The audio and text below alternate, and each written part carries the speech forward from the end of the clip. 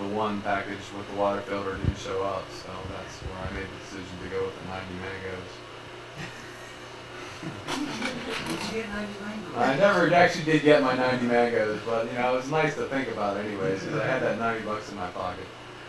This is Tuolumne Meadows. Tuolumne River, totally swollen with snow melt.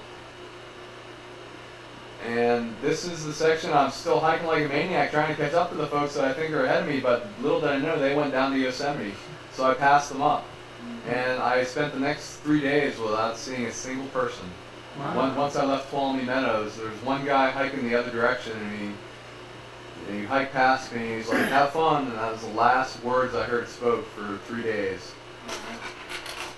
And man, when I finally did catch up to somebody, I just babbled for Diarrhea mouth? about an hour, just about nothing. And I could finally tell he was sick of hearing me talk. I was like, man, I'm sorry, I just had to talk because I thought I forgot how. You don't sing You were in when you're walking along? Or No, maybe I did, I don't remember, but. The 3 days that you were alone, was that in the park? That was in Yosemite National Park. The Yosemite backcountry is so remote because it's so rugged, nobody goes there. I mean, look at the terrain. It's like you go down 2,000 feet, you go up 2,000 feet, and the trail is not much of a trail. It's more of like a rock-strewn path, so you got to pay attention to every step, or else you twist an ankle. And you know that's just not comfortable hiking. So people just don't go there, and there's just no one in the backcountry of Yosemite, but it's so beautiful. Oh, it's still June too. Yeah, it's 23rd. 23rd Yeah, of so June. they get it. This is just some. You can see all the granite in that area, and you can see why the trail's so rugged because it's such prevalence of granite that you can't really not much dirt to make a trail, so you're walking on this rocky surface. Coming down into Benson Lake here, known as the Riviera of the Sierra because of the fact that it has a nice beach. Wow. And, this area is one of the most remote places in California. It's probably, as the crow flies, farthest to any outpost of civilization of any spot in California. It's about 40 miles via trail to the Yosemite Valley, and I'm still in Yosemite National Park here, but 40 miles to get to the valley via trail from this location. So very few people ever get back to this place. You don't Because it's expect a beach there. yeah, I didn't swim because man, the wind was whipping and it was cold. I had a lot of clothes on right here. I just took some pictures of the beach because I thought it was really cool. Ate my lunch and got out of the wind, back into the trees. Granite everywhere. Oh, wildlife? Tons of wildlife in Yosemite National Park. Deer were constantly around me when I slept at night. Just trying to get a hand out.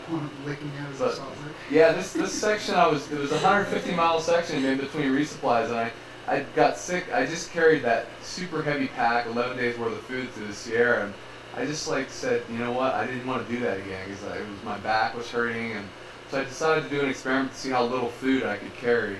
And man, I tell you, after about 2.5 days, I sat down and looked at my food bag, and it was like, you know what, I could eat all this right now, and I'm still about 100 miles from the post office. Wow.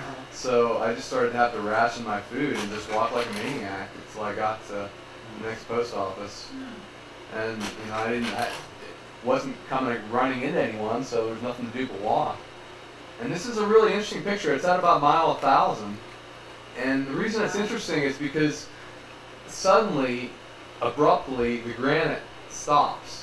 And it's right about at the northern border of Yosemite National Park, and the landscape changes to volcanic. And you can see the volcanic rock on the right and the granite in the center and on the left. And it's that abrupt. It's like almost like a line where the granite stops and the volcanic rock begins. And the terrain north of Yosemite National Park is really similar to the San Juans in Colorado, really volcanic in nature. You can see there's the volcanic ridge, and beyond that is all the granite of Yosemite National Park. It's pretty amazing. And then that's pretty much the same picture, just with me in it. And then looking north of here is, you know, that's what I'm walking through, just this desolate volcanic terrain. Beautiful though.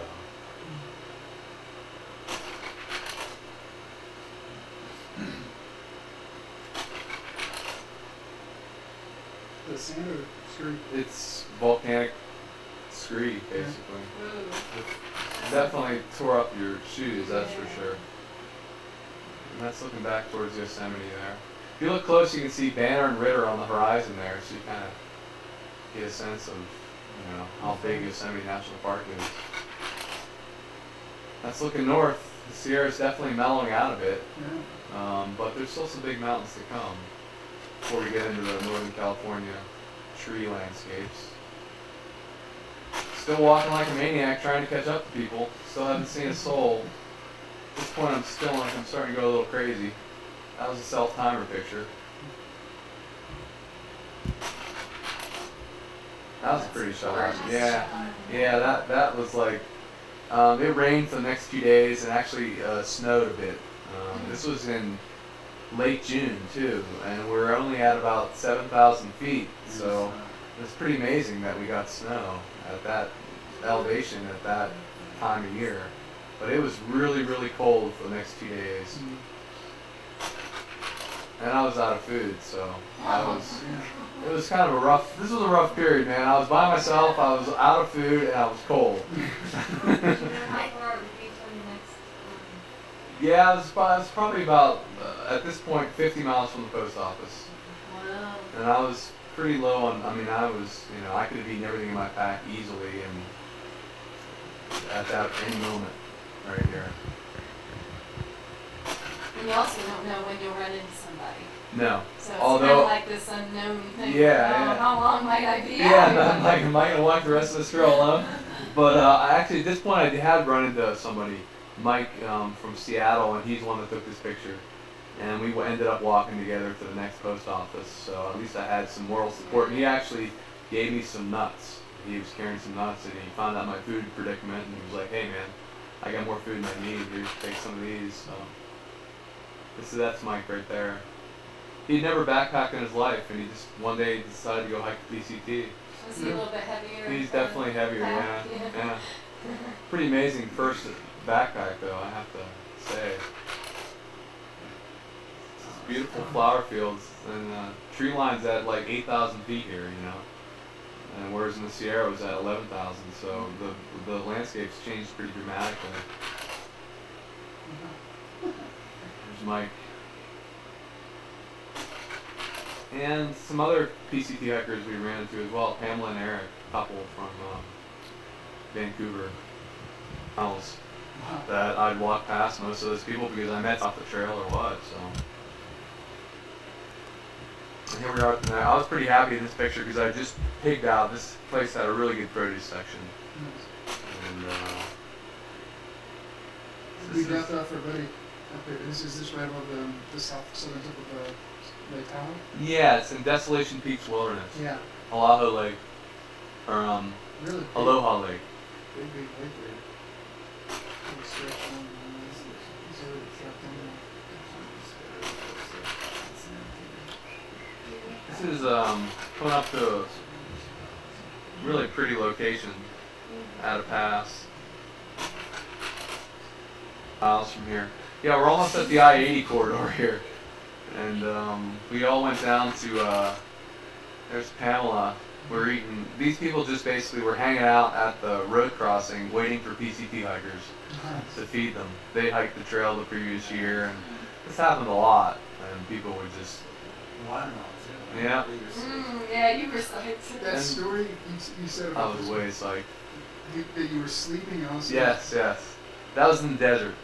That was right before San Jacinto. I was just basically in my bag, sleeping, almost half asleep, dreaming of watermelon. And all of a sudden, some people come crashing through the bushes, toting a watermelon. It was just too weird. And so I got my wish there. But also got to hear these folks drove us down to this guy's house who took in PCT hikers. He also had a rock climbing wall in his house. So we played on that for a while.